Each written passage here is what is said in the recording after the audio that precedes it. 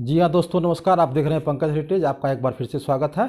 और आज एक बहुत बड़ी खबर है भारत के संगीत जगत के लिए। हमारे दादा बप्पी लहरी का निधन हो गया, जैसा कि खबर आ रहा है। तो बप्पी दादा, मेरा ये थंबनेल है कि बप्पी दादा जिंदा है। कैसे जिंदा हो गए फिर से बप्पी दादा, वो बताऊंगा। वीडियो को आप देखते हैं, लास्ट में बताऊंगा। और मैं बता दूं उनके बारे में कुछ। बप्पी दादा का जन्म 27 नवंबर 1952 में हुआ था। और जैसा कि आप जानते हैं, उनकी मृत्यु तो 16 फरवरी 2022 में हुई। और 3 वर्ष की उम्र से बप्पी दादा ने तबला बजाना शुरू कर दिया। संगीत से उनका इतना लगाव था कि 3 वर्ष की उम्र से तबला बजाना उन्होंने शुरू कर दिया। 14 वर्ष की उम्र में जब उनकी हुई तो उन्होंने अपने मतलब पहला संगीत बनाया। फिल्म में नहीं बनाया, लेकिन पहला संगीत बनाया। फिर चूँकि ये कलकत्ता से थे, वेस्ट बंगाल से थे, तो उन्होंने अपना संगीत सफ़र जो शुरू किया वो बंगाली फिल्म से शुरू किया, जो कि 1972 में आई इनकी पहली फिल्म। उसका नाम था दादू। और उसके बाद फिर उन्होंने, जो कि हर कलाकार का इच्छा रहता है कि मतलब हम बॉलीवुड में जाएं, और बॉलीवुड में जाएं तो वहाँ पर फिर हिंदी फिल्म में म्यूजिक दें। तो उसी तरीके से हमारे बप्पी लहरी जो दादा हैं, उनका भी ये इच्छा था कि मैं हिंदी फिल्म में काम करूं। तो उन्होंने नन्हा शिकारी, उनकी जो पहली हिंदी फिल्म थी नन्हा शिकारी, जो 1973 में रिलीज हुई थी, लेकिन उतना ही प्रसिद्धि उनको नहीं मिली। उनको प्रसिद्धि मिली हमारे ताहिर हुसैन साहब जो थे, बहुत बड़े हमारे निर्माता निर्देशक रहे हैं। ताहिर हुसैन साहब को आप जानते ही होंगे, जिन्होंने कारवां फिल्म बनाई थी जितेंद्र को लेके। आगे भी बहुत सारी फिल्म बनाई उन्होंने। तो जख्मी फिल्म था उनका 1975 में जब आया, तो बप्पी दादा को एक पहचान मिल गई संगीतकार के रूप में। लेकिन उन्हें वास्तविक पहचान तब मिली जब उन्होंने पाश्चात्य संगीत को भारत में लाया। डिस्को किंग के नाम से भी जाने जाते थे। और जब उन्होंने डिस्को डांसर फिल्म में बनाया, उसका गाना जब इतना हिट हुआ पूरे हमारे भारत में, भारत नहीं मतलब भारतीय उपमहाद्वीप कहिए, पाकिस्तान, बांग्लादेश, नेपाल, सारे जगहों पर उनका गाना हिट हुआ। डिस्को डांसर, जिसमें मिथुन चक्रवर्ती हीरो थे, उसका गाना था आई एम डिस्को डांसर, जैसा कि आप जानते हो, जिंदगी मेरा गाना। तो उनका ये गाना जब आया डिस्को डांसर फिल्म में, तो बहुत ज़्यादा पूरे इंडिया में तहलका मच गया और दादा एकदम पॉपुलर हो गए। उसके बाद बहुत सारे ऐसे फिल्म इनके आए जिसमें कि डिस्को गाना था। ब्रेक डांस उस पर करते थे हमारे मिथुन दादा, और दोनों बंगाली थे। तो दोनों का कॉम्बिनेशन ऐसा बना जो कि बहुत ज़्यादा हिट हुआ।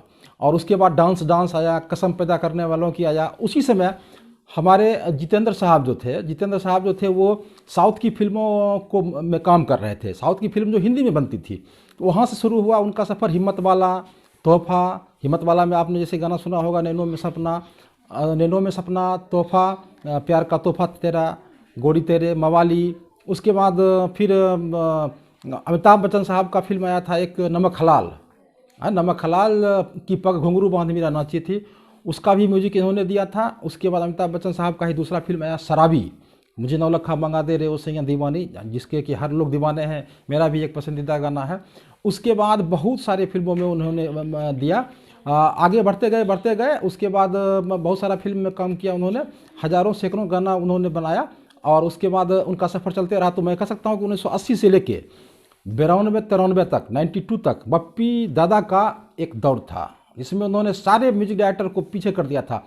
मैं तो यहाँ तक कहूँगा कि लक्ष्मीकांत प्यारेलाल, जो उस समय के बहुत ही सुपरहिट जोड़ी थी, उन्हें भी सेकेंडरी बना दिया था इन्होंने। लक्ष्मीकांत प्यारेलाल बप्पी लहरी के बाद ही हो जाते थे। सभी निर्माता निर्देशक की पहली पसंद बप्पी लहरी थे। तो ज़बरदस्त दौर था। उसके बाद इन्होंने, ये गायक भी थे, इन्होंने गाना भी शुरू किया। इन्होंने जो गाना गाया, आपको याद होगा, एक पहली फिल्म थी साहेब, अनिल कपूर और अमृता सिंह थे, उसमें उन्होंने गाना गाया, यार बिना चैन कहाँ रे, प्यार बिना चैन कहाँ रे। उसके बाद एक फिल्म आया प्रेम प्रतिज्ञा, हमारे मिथुन दादा का, प्यार कभी कम नहीं करना, मर जाएंगे आशिक वरना। उसके बाद एक अगली फिल्म आई जो एक उनका माइल स्टोन था, फिल्म का नाम था थानेदार। उसका गाना तम्मा तम्मा लोगे उन्होंने खुद गाया भी और कंपोज भी किया, और जिसमें संजय दत्त और हमारे माधुरी दीक्षित थे। ज़बरदस्त डांस था। तो और उसमें एक प्रतिस्पर्धा हुआ था, एक हम सिनेमा आया था और एक सिनेमा था ये थानेदार। हम और थानेदार दोनों में एक ही म्यूजिक पे गाना था। हम का म्यूजिक दिया था लक्ष्मीकांत प्यारेलाल ने, और थानेदार का म्यूजिक दिया था हमारे बप्पी दादा ने। तो थानेदार में जो इनका गाना था उसका बोल था तम्मा तम्मा लोगे, और हम में जो गाना था उसका था बोल था जुम्मा चुम्मा दोगे। तो एक मतलब सुपरहिट कलाकार थे ये। फिर उसके बाद थोड़ा सा ठहराव आया इनके करियर में, जब आनंद मिलिंद, नदीम सरवन, ऐसे जब संगीतकार आए तो थोड़ा सा बप्पी दादा को काम मिलना कम हुआ, लेकिन फिर भी ये सबके गुरु के रूप में प्रसिद्ध रहे, आगे बढ़ते रहे।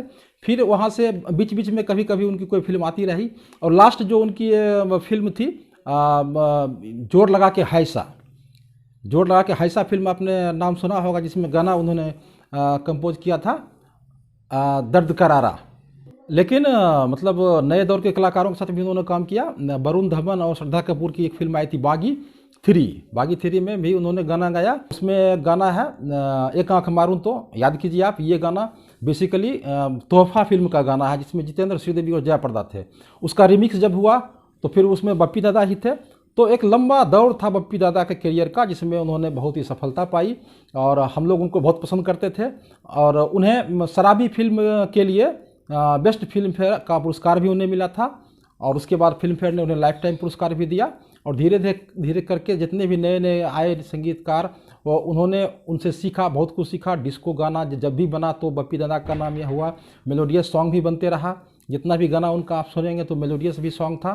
तो इस तरीके से भारतीय फिल्म उद्योग के सबसे बड़े हस्ती में वर्तमान में अगर कोई भी थे तो हमारे बप्पी दादा थे। हालांकि अब वो काम कुछ कम कर रहे थे और स्वस्थ रहते थे। और एक चीज़ के लिए और हमारे बप्पी दादा प्रसिद्ध थे, सोना, गोल्ड। उनका गोल्डमैन भी उन्हें कहा जाता था। वो सोना बहुत ज़्यादा पहनते थे। हमको तो लगता है कि आधा किलो 1 किलो सोना पूरा गला में, वो 10-15 चेन उनका मोटा मोटा रहता था। उनका एक पहचान था। वो जहाँ भी जाते थे, रियलिटी शो में आते थे या कहीं स्टेज शो करें, बप्पी दादा बिना 8-10 चेन के स्टेज पर आते ही नहीं थे।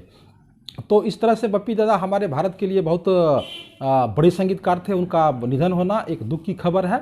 हम लोग सब मर्माहत हैं। हम लोगों ने बचपना में, जब भी बचपन में हम लोग थे, तो बचपन में उन्हीं के गानों को सुन के हम लोग अपना मनोरंजन करते थे, डांस भी करते थे।